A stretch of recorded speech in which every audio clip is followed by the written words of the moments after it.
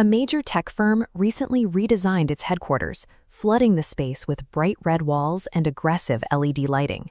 Within 3 months, they lost 40% of their senior staff. Market data shows the firm was actually thriving externally. Internally, however, they were hitting an endogenous bottleneck, a breakdown triggered by a massive physical excess of what spatial psychology calls fire energy. This aligns with the extreme reversal principle from the I Ching. When one specific force becomes completely dominant in a system, its opposing force inevitably pushes back to restore the balance. You can see the symptoms of this imbalance in the daily operations. Leadership decision-making becomes paralyzed, and team execution fractures under the systemic stress. In this corporate context, Feng Shui functions as a measurable framework for spatial psychology, allowing leaders to map and maintain systemic stability. This same systemic collapse happens in digital environments. A developer might be in the middle of a highly productive coding session when the workflow suddenly grinds to a halt and token costs skyrocket. The coding session has just suffered its own extreme reversal, mirroring the collapse of the physical office. The core failure here is the disruption of the prompt cache. When this digital harmony is broken, the AI loses its immediate memory and is forced to reprocess the entire conversation from scratch.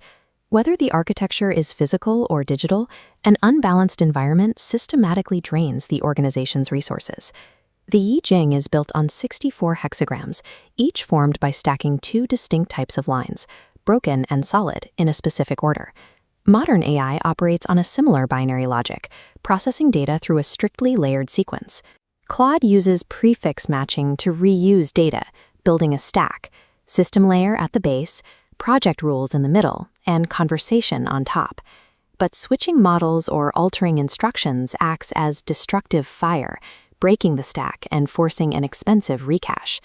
You also face the danger of excess yin, which in this case is time. Claude Code subscriptions have a strict time-to-live limit.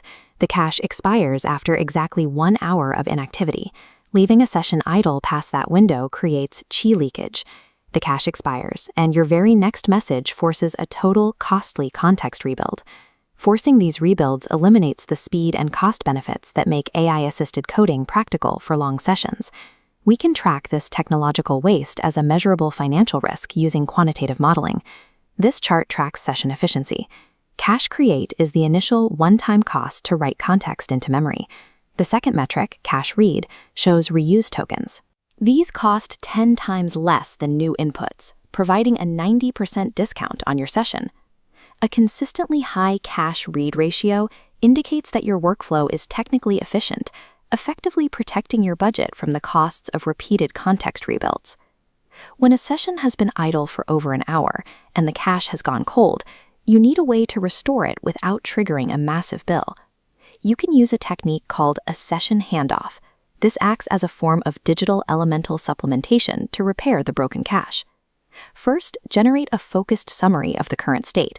This must include the tasks completed, any pending decisions, the critical files involved, and the exact next steps. Once the summary is ready, run the clear command and paste that condensed context into a fresh session. This handoff outperforms the native compact command because that triggers a full context rebuild anyway. By starting fresh with a summary, you move only the essential information into the new cache. The process takes less than a minute. It drastically cuts the initial token load while preserving the strategic context you've already built. Adjusting desk orientations to stop office chi leakage and executing session handoffs to stop token leakage are the same fundamental skill. Both strategies rely on diagnosing and correcting hidden internal problems before they spiral into a crisis. By integrating the logic of yin-yang balance with data metrics, organizations can build systems and write code more resilient to sudden, costly imbalances.